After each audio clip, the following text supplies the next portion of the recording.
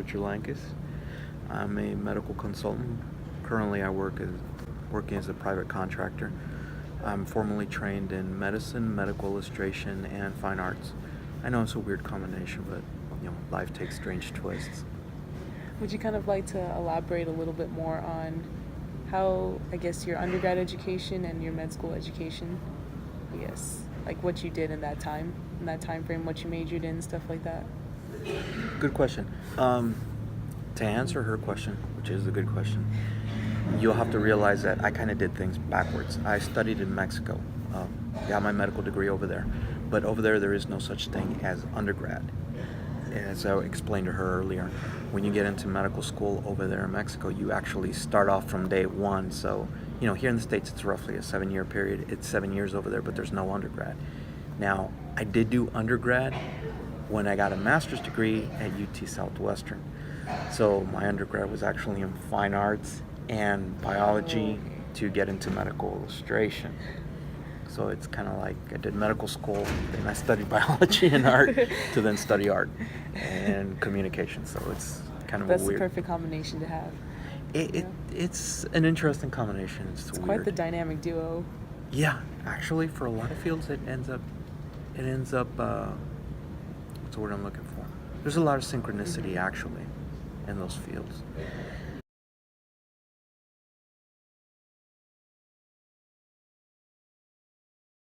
How is your schooling in Mexico different from your schooling in the United States? What are some of the differences? They're extremely different.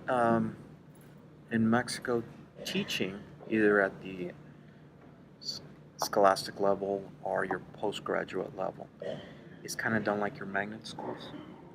Okay. It's Here in the United States. You concentrate primarily in a certain field.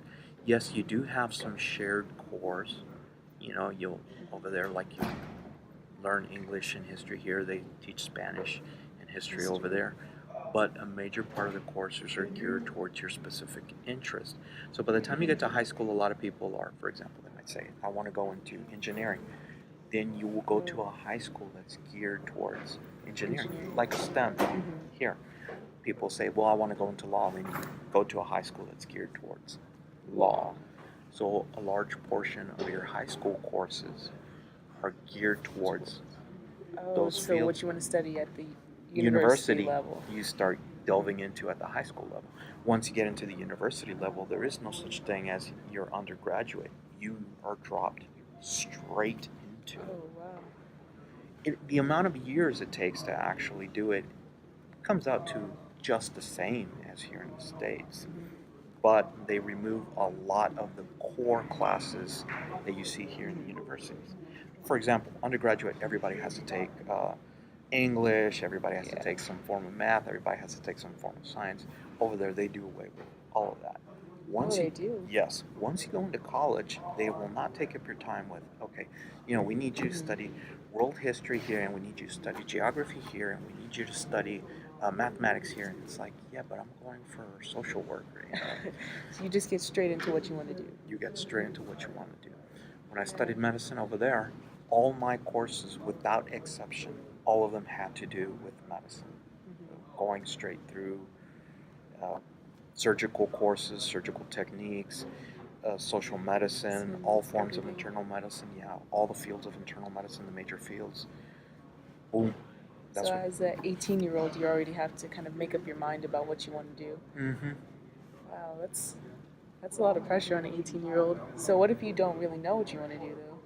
The good thing about a lot of the schools over there, and a lot of the magnet schools are doing that now, is that they're grouping kind of sections together. Let's say, as an example, you have an interest in mathematics. So they will group their high schools to where, yes, you could go into mathematics, but let's say halfway through you're in high school, so I don't want to go into mathematics purely, but engineering. You have a chance to shift it around and go into engineering, or you go into law and say, what, law really doesn't interest me that much. But for example, you might like, I don't know, public accounting. So they do kind of share similar elements, so you kind of shift into that. So you kind of know the route you want to go into. So you kind of stay into that kind of realm and you just kind of keep narrowing yourself down. Yes, Oh, okay. yes. Oh, that's really interesting. It's a different Yeah. method. And here, when I studied for the undergraduate to get into my master's, well, yeah, I had to do some core classes that I had already seen before. And for me, it was kind of, in my case, it was a bit weird because I had to go back and take SAT, years, Relearn all the relearn a lot of information. the stuff to get, just to apply to a university to learn fine arts and communications to then get into a master's. Oh, that's crazy. Yeah. I can't imagine just kind of coming back here, just like really being specific about what you want to do and knowing what you want to do, and then coming back to the States and it's like, oh, I have to do everything else now. Like, I have to study history now, I have to study this. And it's like, what's the point of it? Well, you Because adapt that's, to it. yeah, I guess that's the main concern of, kids in America. They're like, why do I have to study history if I'm going to be an engineering major? I guess that's the primary complaint. Well, I can understand a lot of students saying it. I'm of the notion, hey, look, if that's a system here, Yeah. you just go ahead and do it. Um, there's no harm in learning more. I mean, Yeah, you have to be a lifelong learner. you have to be well rounded, so it helps. If you know a lot, if you're going into medicine, but if you have an interest in history, why not learn history, or why not learn Yeah. mathematics or literature? Or something else. Yeah. As a matter of fact, for people like myself, it helps to kind of round out because in my lifetime, I've practiced and I've done medicine. I've actually, because of my communication skills and illustration, I've helped in medical illustrations. I've done medical illustrations, but I've also done translation and interpretation in medical settings, Spanish to English, and I've helped in articles and writing. So I have a wide gamut of possible skills, and some of those skills are not related to medicine per se. It's not like what you would learn in a traditional classroom in a bio cell classroom. A lot of that goes down in literature, a lot of that goes down in communications, a lot of that goes down to interactions. So can you go over some of those skills that you need? Sure, like for what field? For your field of medicine. Like, what are some of the main skills that you found out that you didn't really get in school, but that you, from your background, that you just kind of naturally obtained that really do help you out? Two. First one would be communication. Mm-hmm. I think it would be a very, very, very good idea for medical universities to actually begin since day one to teaching students how to interact with patients. Yeah. One of the best things a patient can enjoy, and any one of you who's ever gone to a clinic or a hospital knows this, when the doctor treats you politely, when they talk to you in a nice, tranquil voice, and they take the time to listen. Everybody enjoys that. Yeah. And the truth of the matter is that, how to say this delicately, when the health provider messes up, Yeah. a lot of times the patient will understand, will cooperate to remedy that if they've been given the time, the patience, and the. It's just natural human. You treat someone else the way you want to be treated. Exactly. So you treat the person well, and if there is a complication, quite often that other person will be willing to work with you to correct said complication. Not to mention, a lot of people, a lot of patients, will often hide back things that they think it's not relevant to why I'm here, or it may be relevant, but I'm embarrassed to say it. If you develop rapport with the person, communication skill, you can often get that information. Full background. And it can often lead to other things which may help remedy, or it can help catch other potential problems you may gain. So communication skills, I wish they would teach more of that. Secondly, and this isn't just to push medical illustration, but I would really like it if for medical students they actually began teaching a bit of medical illustration art. Why? A lot of medical books are flawed. Oh, really? I didn't know that. Yes. Wait, so how are they flawed? There's a lot of information that does not correlate between the images, and there are a lot of flawed images. So, wow, that's crazy. Mm-hmm. So when you look at a typical medical school textbook, and then you look at the actual human body, is it kind of hard for students to relate the two? Okay. Very interesting thing in medical illustration with regards to students correlating between what they see and what's in the body. An actual human body, when you cut it up, is so complex and obviously it's bloodied and organs are mashed together. Yeah. It's very difficult for the newcomer to take a look at it and know what they're looking at. That's why medical illustration starts off with simplified looking organs, Yeah. color coded, to begin programming the student, to begin getting accustomed to what it may look like. Because in the textbook it's going to be color coded, but you're not going to have a yellow stomach. You're not going to have Exactly. Yeah. You know, in reality, everybody's seen it. The charts. Oh, the veins are blue and the arteries are red. In the real life, it's not like that. You know that. But it helps for the student to begin correlating in their mind and organizing, processing the information in a way that they could assimilate and begin taking in more and more information. The thing is that when you get that information in the book, the students have to realize whether or not that information is correctly illustrated. You can draw a very simplified version of the heart, but, you can still make it accurate. Okay.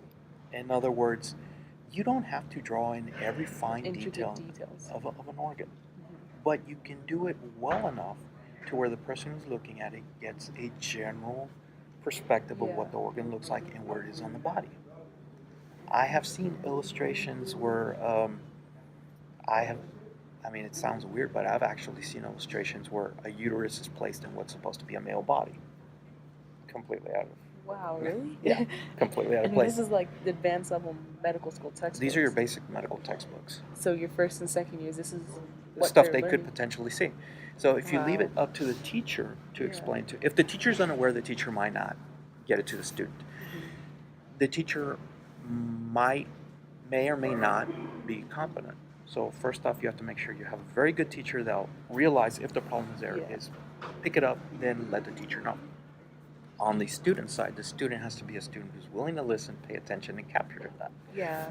So what happens if you get a teacher who's in a rush, doesn't give all those details, and you have a student who's tired, hungry. And just wants to get the information because they want to go sleep or they would need to get their real next communication barrier between the two. So the teacher may think, because of the communication barrier, well, the student's going to get it. The student may think, well, the teacher's going to let me know if there's any problem. Nobody catches the mistake. Yeah. I've been present in classrooms. I've observed classrooms where my class of medical illustrators, we in a book, we actually captured 30-something illustrative mistakes. 30-something? Yeah. 30. Wow. Actually, right now at the moment, there is I'm not going to mention the book, there is a particular book that had over 120 illustrative mistakes. One of the reasons was because several of the images were recycled, they get modified, but they kept the errors. So as they replicated throughout the book. So you have all these mistakes. But in that case, there were 30-something up to that time that we found. And not one student in that class, outside of us, ever bothered in the classroom to say, Professor, the text says this, but there's an illustration that says this. Or you say this, but the book and the text says this. Yeah. Nobody pointed this stuff out. No one.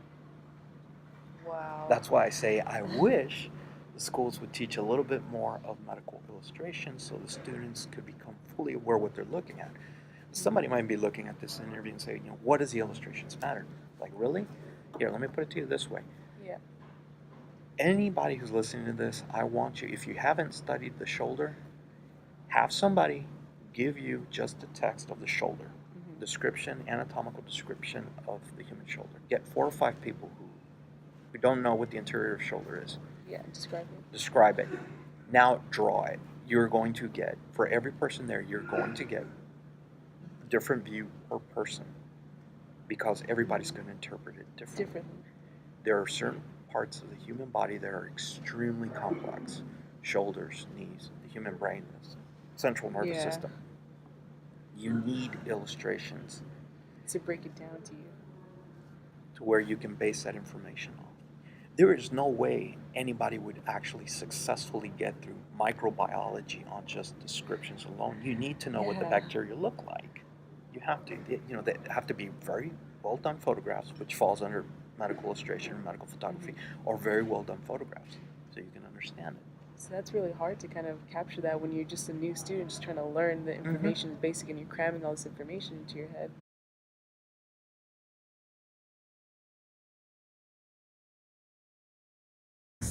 Mm-hmm. I mean, when you put in a whole lot of hours on something, I've done, geez, me and friends, I mean, we've done illustrative works. You know, you're talking 20, 30, 40, 50 hours, and then suddenly files gone, files corrupted.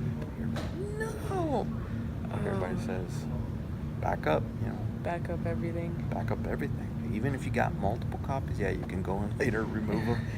But nothing sucks more than having to go back to square one, start all over again, Yeah, especially when you're on a schedule. exactly.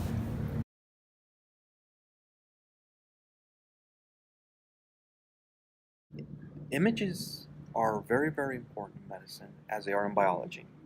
Yeah, Think, biology. Yeah, think to your biology class. There is no way you could study botany. There's no way you could study really, bacteria, viruses, photosynthesis too. photosynthesis without If it's just illustrations. a jumble, then it just becomes a jumble of words in your head. You Mm-hmm. need some type of structure and process for to visualize it. Exactly. As a matter of fact, think back to your biology class. Krebs cycle. When have you actually seen teaching the Krebs cycle just on Yeah, text alone? You have the circles there, you to have the show the process. circles. You need that illustration. If your professor was to say, okay, everybody's learning the X cycle without the illustration, I just want you to learn it based off of the text. Oh no. Everybody's going to have a migraine by the following day. Think of mathematics. Mathematics often is curves, and they use Yeah, curves to explain the mathematical equations.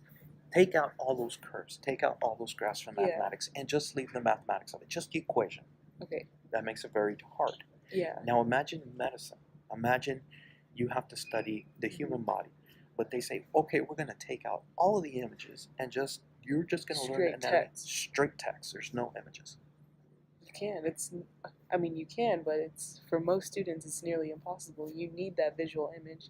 Granted, if not all of us are visual learners, you still need the visual images to kind of see where you're going. Exactly. So what happens if the basic learner who's going to depend on that image ends up getting a book where the images are flawed? They're gonna think that's how they're gonna apply it to the real world. That image is gonna be flawed in their head, and once they get to that shoulder surgery or shoulder operation, they're not gonna respond accordingly. Exactly. And that might be some of the primary rookie mistakes you think young doctors make or young surgeons make. It could be. I have seen surgical books, and these are books that are used both by students who are in medicine and by residents, people who are now specializing in surgery. I've seen things. The one that stands out to me from a certain surgical book is the description of a muscle that slings across from here to here, right across. Oh, I've seen that. Yeah, in some books. Yeah, unfortunately, the way it was drawn in this one, it was slung in such a way and at a position in the wrong direction. So basically, it was describing a non-existing muscle. Oh, that's not good at all. Yeah, it was Yeah. it was actually describing it as an entire muscle, and any similar muscle to it was actually connected to a particular bone in the neck. Here, it was actually designed like a hammock slinging across. I don't think we have a hammock out here. No, no, it was very, very different from what reality is. So how do you confront these issues? How do you let the writers of the textbook know, the illustrators know that they have an issue in that image? It's called "Don't Rock the Boat." Don't rock the boat. The issue has been brought up. It's not a new thing. Yeah. People have in the past told them, "Hey, we need to do this." Oh, it's okay. The students will know. The teachers will. The students will know. That's their response. The teachers will let them. Yeah, I mean, I've seen cases. I know of people who have brought books up, and the response from designers in the books are, we stand by the artwork. I guess that's a common field where I guess fine arts and biology really need to merge together, because usually they're kind of kept separate or independent. The fact that you brought it together and can apply it and see these flaws and maybe help some of the students out is like incredible. I would, me personally, I would love it if, you get a whole team of illustrators and a whole team of specialists, get them together and do a review of the stockpile of imagery used currently for teaching medicine. Yeah, I would love that, but it won't be done. One, there are too many images. Two, there are too many images to correct.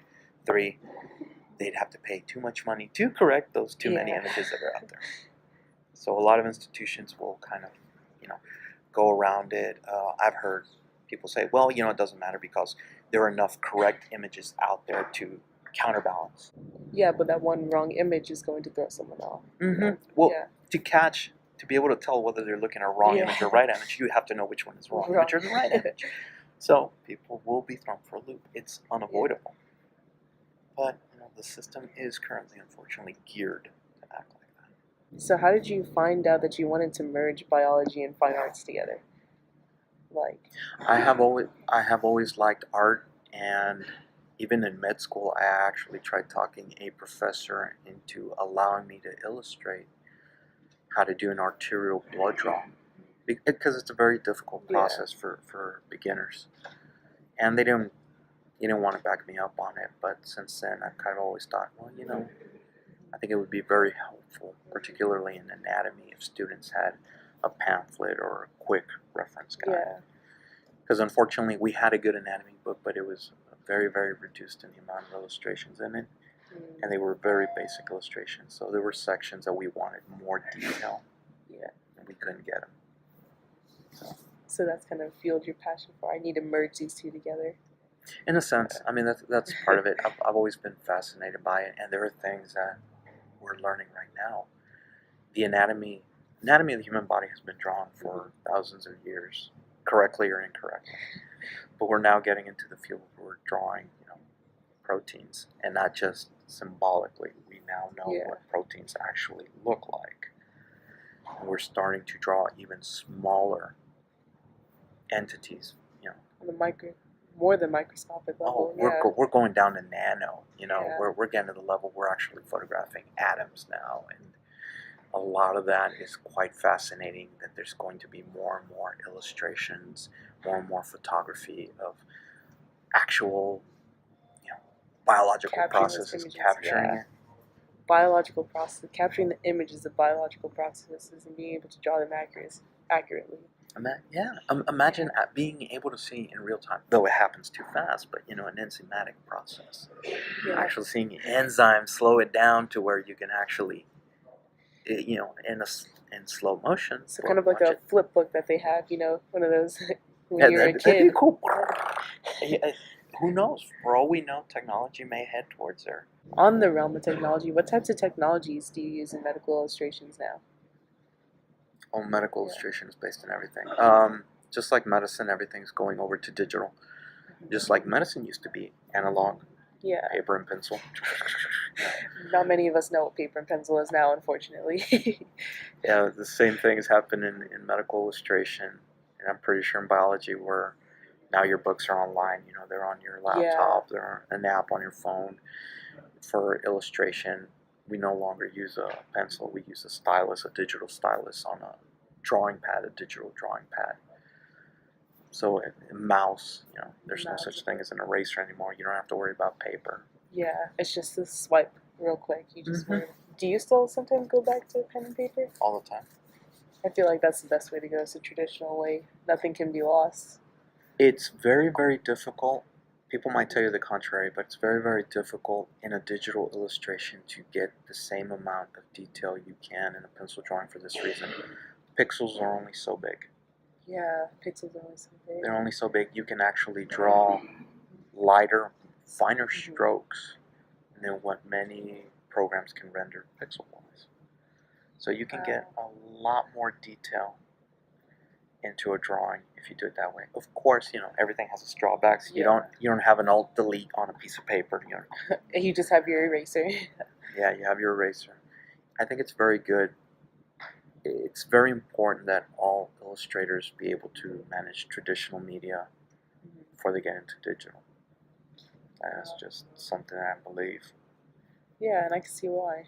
Because you have to know those fine details, like you said, those pixels. When the images aren't, you have to, I guess, compensate when you're using a digital setting to compensate for those pixelated images.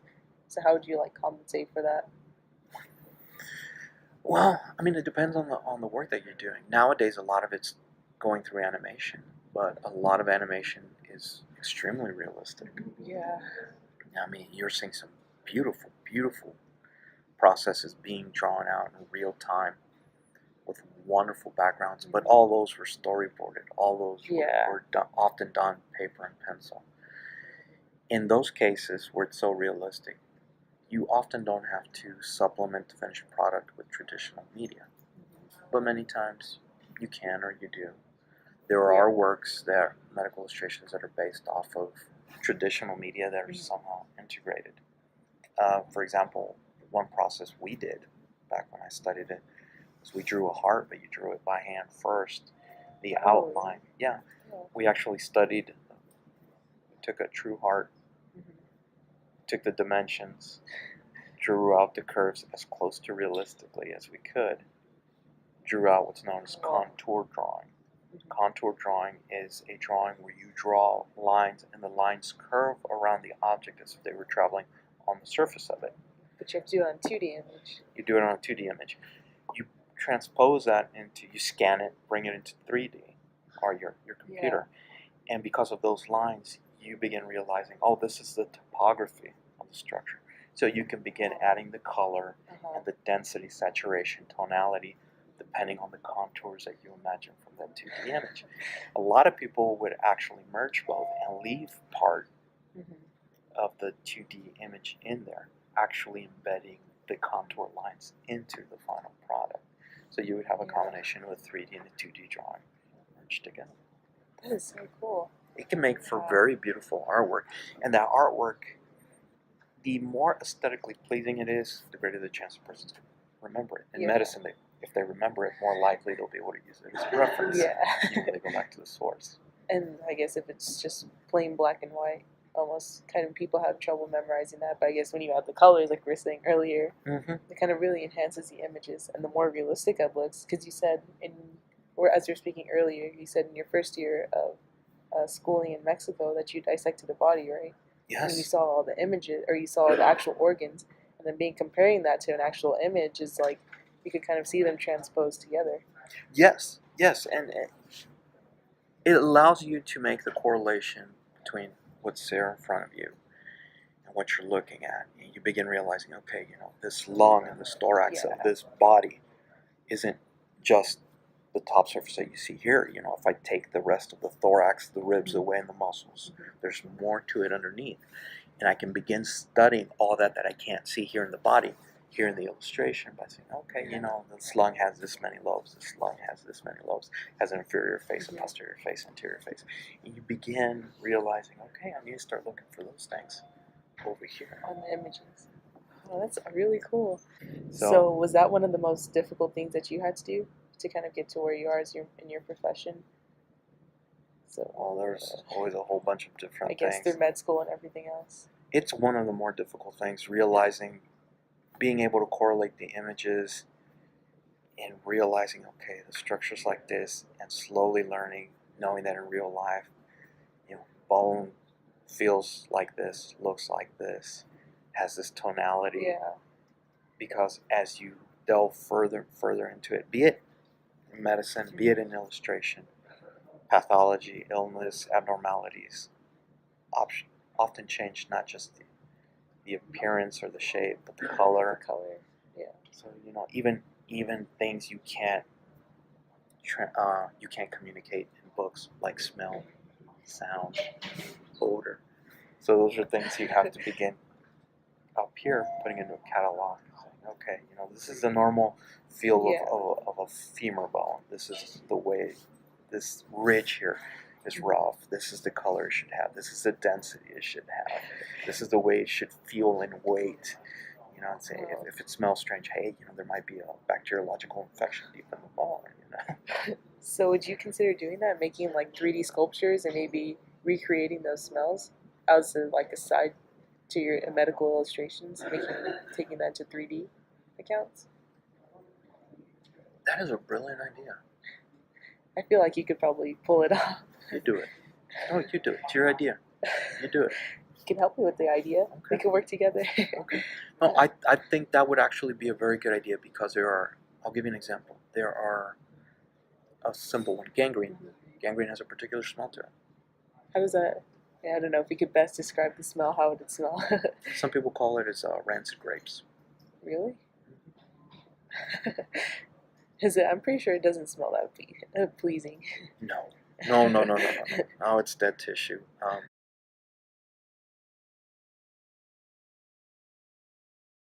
What are some of your favorite projects that you worked on as a medical illustrator? Anyone in particular? Well, I'm remembering I did my thesis on epigenetics, and I built a 50-minute long animation video. 50? Yeah, in a Flash format, explaining the concept of epigenetics and genetic mutations. So they started using it. There's some local colleges in Dallas that, as far as I know, have been using it to kind of explain primarily genetic mutations and how epigenetics plays into it. I enjoyed that one. I've helped people with their thesis projects. We designed stuff for them, or we would narrate, or I would do translations. For one colleague, I actually did a Spanish version of her project. Oh, really? Yeah.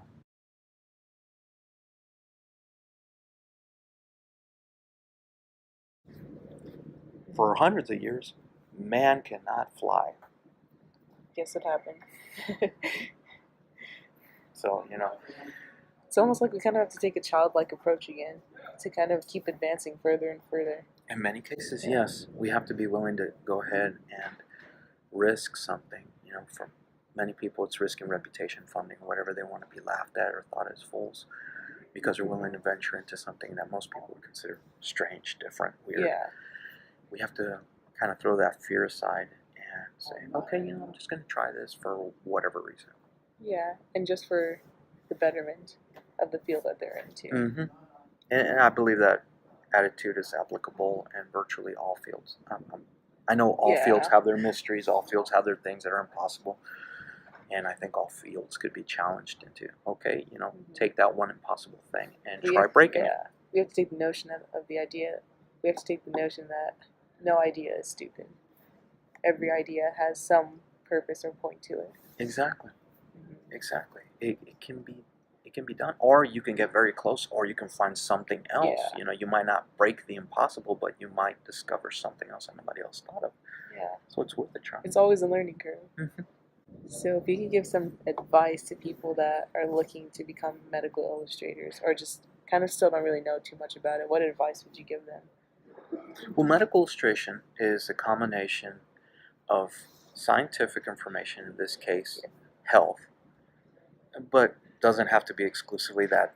We do a lot of biology, combined with the art of communication. How are you going to take this information and relay it to people, be it a student, be it a professor, or be it to a patient or a lay person? That's the form it is. If you get into something like medical illustration or biomedical engineering, we had talked about earlier, other fields, obviously you have to have a love for both fields. For medical illustration, you have to have a love of or an interest in biology. Biomedical engineering, biology, and engineering. Biomedical illustration, biology, art.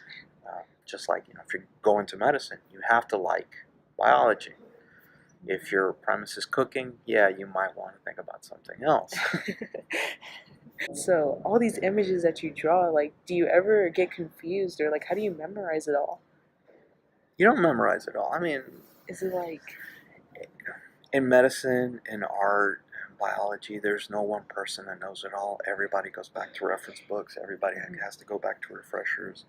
Everybody, even after years of experience, can still make mistakes. I mean, the best you can do is try to keep it as straight as you can in your head.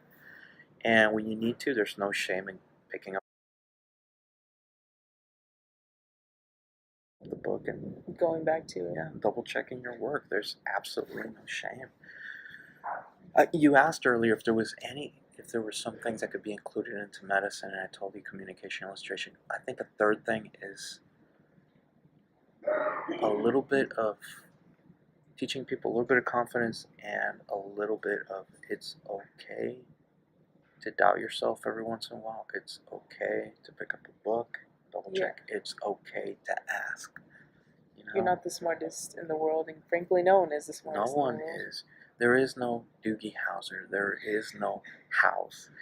They're very smart people, but there is no one who is exempt to making a mistake in any field. And sometimes you'll see it. You see it in medicine very often. Mistakes get made because people aren't willing to just Own up to the fact that they don't know that. Mhm. Yeah. Just, it's all right to pick up the book and flip through and get your information and make sure. Yeah, because you could essentially, at the end of the day, you're going to save someone's life. That's why you're That's the there. difference. Yeah. Yeah, that's why you're there. I know a lot of patients would prefer it if they thought their doctor was willing to admit, you know what, just let me check that, verify. And just give me a second. I just want to make sure I give you the correct information. They'll appreciate that a lot more better than thinking they got to know it all and then finding out afterwards. You know, they might They have been don't given know. some bad information. Or they Yeah. don't know it. Because realistically, they're human. Doctors are humans too. They can't memorize everything. They're really intelligent, brilliant minds. But at the end of the day, you know, it's just something might slip your head real quick. Yeah, it happens. Yeah. Nobody in the health, in any profession, be it, you know, this side or that side, nobody's 100% accurate. Yeah. That's just a reality. And as humans, we kind of have to own up to that. So, would you consider, I guess, maybe if your patients are there in front of you, would you consider drawing out the images for your patients, maybe? Or kind of having some preset images where they could kind of look at and you could explain, like, okay, this is what's going on in you. Whatever method works. If it's necessary, draw them out. Draw them out. If you have them on hand, use them on hand. Use them on hand. Since I've worked in different capacities in the healthcare field, one of the things I've noticed that a lot of people are appreciative. If you take the time to explain it, and if you use visuals, yes, they're very much for that. They're very grateful, and it helps simplify a lot of matters. Yeah. It really does. It does. And it's just like, and then I guess the patient will probably feel more comfortable in that situation too. The patient feels a lot more comfortable, not just because you explained it to them, but because you took the time To explain it to it to them. them. And like you said earlier, that's a part of building that communication process with your patient. Mm-hmm. So you can gain their trust, and so they keep coming back to you, and you just keep helping improve them. Exactly. Yeah. Exactly. It's all based off of that concept. So have you ever looked at one of your pieces and were just in awe by it? No. You were. I would probably be in awe. I can't even draw a stick figure, or I can't draw a straight line on line paper. Hey, look, I make the joke I can draw a straight line with a ruler. Anybody who tells you, anybody who comes up to you and says something like, you know, I'm a perfect illustrator, I call BS. Illustrators are by nature, well, you know, you have the people who think they're Da Vinci, and then you have we are our own worst critics. You will never, if you're honest about it, you will never take a drawing to 100%. There will always be something you can improve on. Yeah, or you think you can improve on. You can destroy a drawing because you think you're improving and you're actually destroying it. So you are your own worst critic. There are drawings I'm very proud of. There are drawings in illustration I love. There are drawings out of medical illustration. You know, I do portraits and stuff like that I really enjoy. And there are drawings that, you know, I've got the matching kerosene ready to go. Yeah. Fixed. Because whatever reason, you know, I don't like it. I don't like the shading. I don't like the style. Does that get frustrating to you, or do you course. just kind of like? I could imagine just kind of sitting there for hours upon hours, just looking at this image, knowing you worked hard on it, just kind of saying, "Why is this part doesn't look right? The shading's off, or something." Oh, that's one of the things that drives you nuts. It's one of the maddening things. Management of light in an illustrative drawing, when you try doing realism, is one of the hardest things to do. Yeah, that was another thing I didn't realize, lighting and stuff. How does that play a factor into it? Completely. We live in a lit world. So, as humans, since we were yay high, we know how light interacts with things, and it becomes an instinctive response. Yeah. When you, depending on the style, if you do a simple monochrome, 2-3 tones, well, you really don't have to worry much about lighting because the color. Yeah. takes that up and you convey your information. But the closer you get to realism, lighting has to be dead on, and you would not be able to pull that off if your lighting was off even by a little. Even by a little? Yeah, no, it has to be dead on. Wow. So how does your studio look when you draw all these images? Like, do you have lighting coming from one direction and just kind of facing something that's spot on? Most people's studios nowadays are a table, a laptop. A laptop, yeah. Yeah, that's basically it. Reference photos. There are still a lot of people who use full-size skeletal figures. They'll light them how they need to. But the thing is, for example, right now, medical illustration, so much of it has moved into the digital world that now the lighting isn't really determined that much by us anymore. It's determined more by the system. Yeah. You know, a lot of 3D systems, particularly in animation, can simulate lighting. So it's now the system that kind of provides that source for you. You still have to be very, very aware of it. Yeah. Because, yes, the computer can be off, so you have to catch it and compensate for it so it looks correct. Dang, that's crazy. Yeah. So you got an entire spectrum. I mean, there are people who just dedicate themselves to biochemical processes, and they're quite often magazine covers or pamphlets are quite simple, so they don't have to worry at a moment's notice about lighting. So it's not an issue. There are a few illustrators that still do the high-end renderings, and they're the ones who depend more on lighting, and that would be on your anatomical illustrations. If you have strange interests, I would tell this to anybody. If you have, I don't know, if you have interests in architecture and cooking, for example, I tell people, why don't you try finding something that combines both of them? Well, it doesn't exist, then invent it. Yeah. Create exactly. it. If it doesn't exist, invent it. Invent it. Create it. You never know. You might hit on something new. It's like it's worth the try. You really, really don't know until you give it a go. Yeah. I mean, what's happening right now? A lot of industries right now are buying up outlier ideas so they can get a hold of them because they never know if those ideas will turn into the next big thing tomorrow. Yeah.